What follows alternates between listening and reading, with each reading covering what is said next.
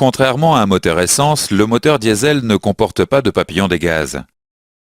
Sur un moteur diesel, le couple moteur est géré par la quantité de gazole injecté. Lors d'une demande de couple plus importante, la quantité de gazole injecté augmente.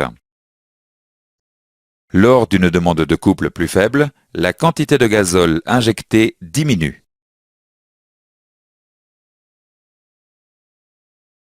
Le combustible est pulvérisé en fines gouttelettes par l'injecteur directement dans la chambre de combustion.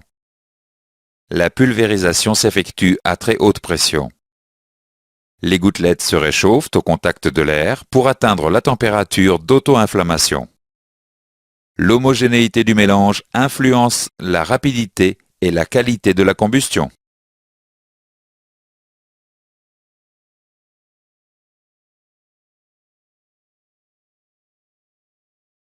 La combustion du mélange, même si elle est détonante, n'est pas instantanée.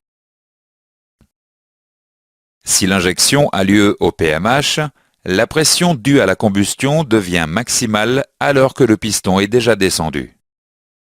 La force exercée sur le piston ne s'applique donc que sur une partie de la détente. Le couple produit est faible. En revanche, si l'injection a lieu avant le PMH, la combustion sera complète au PMH. La pression due à la combustion sera maximale et s'appliquera durant toute la détente. Le couple produit sera plus important. Il est donc nécessaire de commencer l'injection avant la fin de la compression pour obtenir la plus grande efficacité. La combustion du mélange air-gazole est détonante.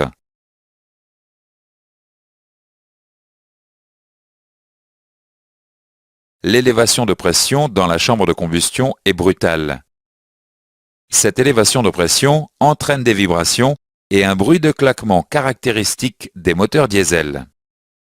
Certains systèmes réalisent une pré-injection avant l'injection principale.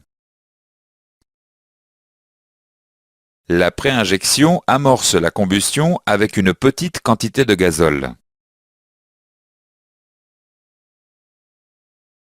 L'élévation de pression dans la chambre de combustion est alors progressive.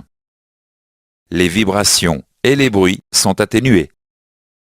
Cette stratégie n'est plus utilisée à partir d'une certaine charge.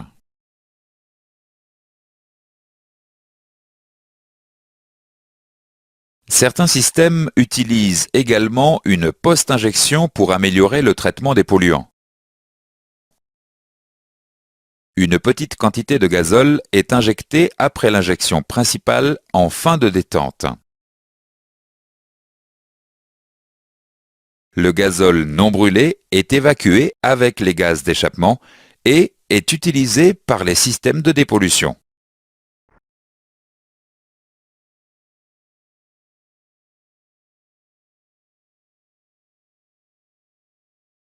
Aujourd'hui, les moteurs diesel adoptent systématiquement un circuit d'air suralimenté.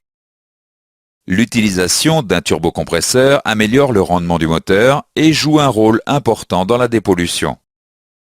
L'échangeur de température d'air d'admission abaisse la température de l'air comprimé pour augmenter la quantité d'air admise dans les cylindres.